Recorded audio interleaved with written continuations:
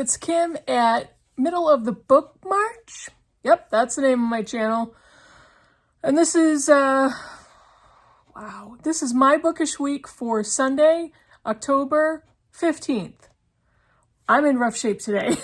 I'm really not, but it sure feels like it right now. Yeah, this is my bookish week. I am so out of practice. But thanks for being here. I want to give you a very quick health update and then we'll move on to the books. But I am about almost a week and a half out from surgery. And when I went into surgery, I was taking 7 different medications daily. I am now taking 3. And that's absolutely amazing because not one of them has anything to do with diabetic medicine. And I'm so happy. It's only been little more than a week. I cannot tell you how thrilled I am.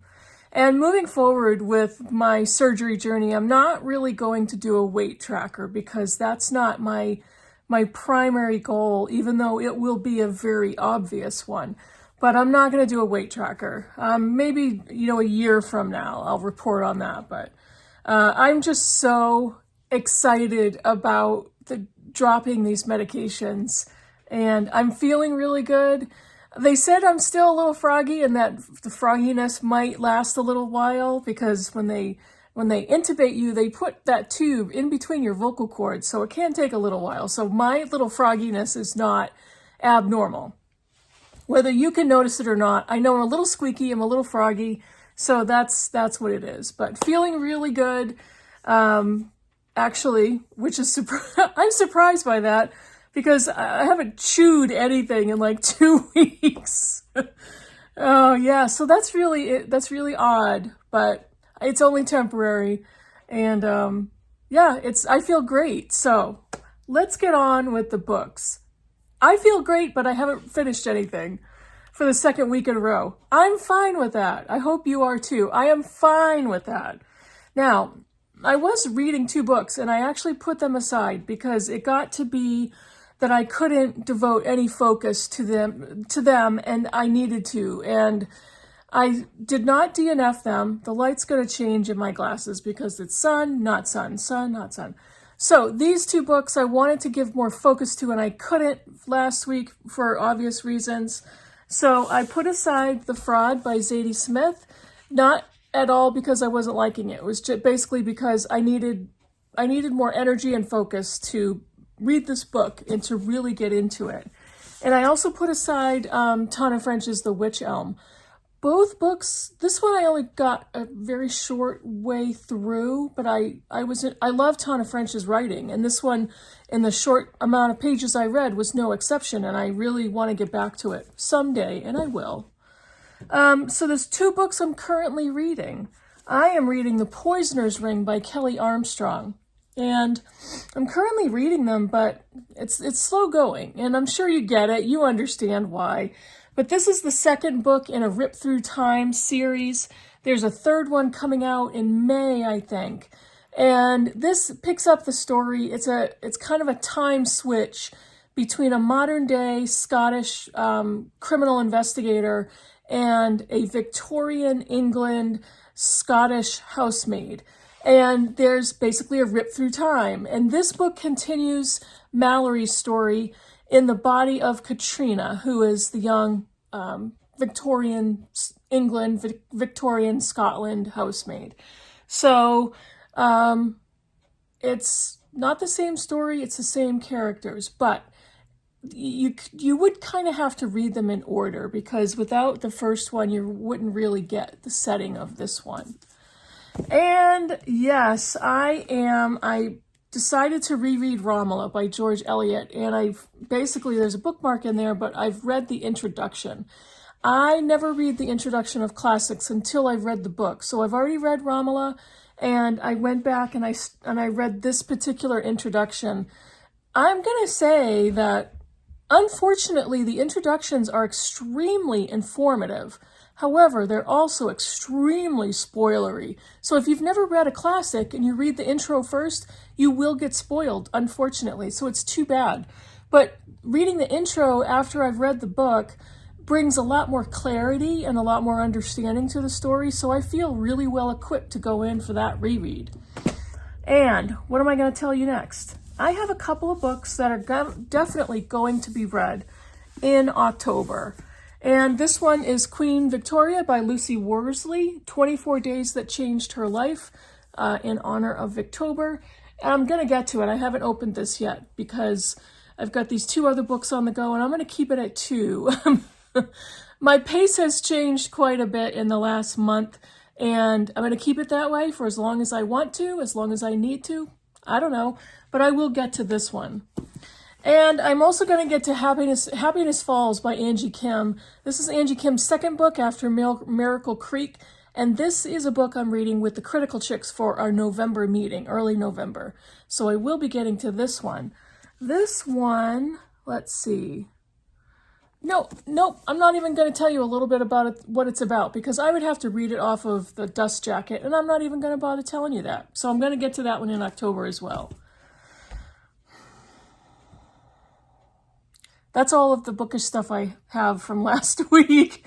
This is going to be a really short video, but it's interesting because it's not interesting. It's pretty par for the course, but obviously last week was a recovery week and didn't have a lot of focus or attention for reading. I did a lot of sleeping, a lot of napping, a lot of paying attention to my liquid intake and my water intake, and a lot of binge watching TV. So my daughter started binge watching Modern Family again, so I caught a few episodes of that. But I've also been binge watching 911, which is an Angela Bassett and Peter Krause police/firefighter drama. And I think I'm almost to the end of that series. When I finished Sons of Anarchy a few weeks back, I didn't know what I was going to do. I didn't know what I was going to do with myself. That show broke me. The last 2 episodes were some of the best series finales I have ever seen. The last episode was brilliant. And I don't know if anybody's watched Sons of Anarchy, but it blew me away. So I wasn't sure what I was going to watch next. The 911 we had already had on the go, but it was my daughter's show and she didn't want us watching ahead of it. And then she lost interest like halfway through the series. So I picked that back up and now I'm hooked into that. And obviously I've been watching BookTube constantly as constant is. So, what else? That's really all I have to report. I worked part-time the past week, part-time hours from home, and I'm going to be taking Monday and Tuesday off altogether to get in some more rest after they took me off a medication that I want to give myself time to feel the effects of.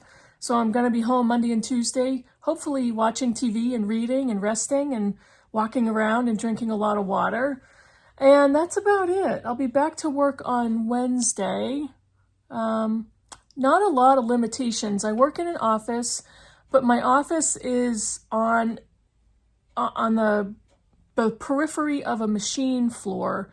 And I often push a lot of parts around to get from one place to the next. So I probably won't be doing that. But I will be able to work in the office. What else is going on next week? I don't think there's a lot going on next week. No, there really isn't. Yeah, so this is a short video this week. In my last video, my surgery update, my health update, you all are so kind and so sweet and so encouraging. Thank you all so much for all of your comments and everything that you said and everything that you heard me say and commented on. I really appreciate it. I am so far so happy for barely over a week's results after this surgery. I had my first post-op appointment. I'm doing awesome. I feel great. I feel so fortunate because my experience is not that of everybody that has the surgery and is 1 week post-op, but you all are so nice and so encouraging. Thank you so much for that. Yeah, and I think that's all I have to say. Ooh, I have 2 library sales coming up. Next week is one of my favorite library sales that I attend on an annual basis. Now, I'm not trying to sound snooty, but this library sale is in a town that is in southeastern Massachusetts. No, northeastern Massachusetts. I'm in southeastern New Hampshire. I went to a regional high school, and there were, I don't know, 5 towns that went to this high school. And the town that I lived in was the poor town. So I was bused from my town into the high school. The richest town is the town that this library sale is in. And it might sound like stereotypical, but this library sale is awesome because I don't know why, but every time I go, I find so many brand new hardcover new release that were donated. And I always get to this library sale. It's a little bit of a drive, but not bad.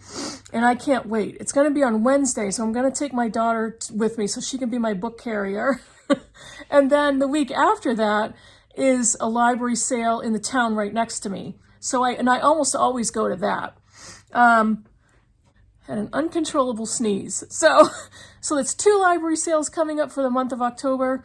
This is my favorite library sale season because it's autumn and it's just the weather is great and the library sales start popping up until they slow down for the winter. So I'm really looking forward to those 2, hoping to find some great deals.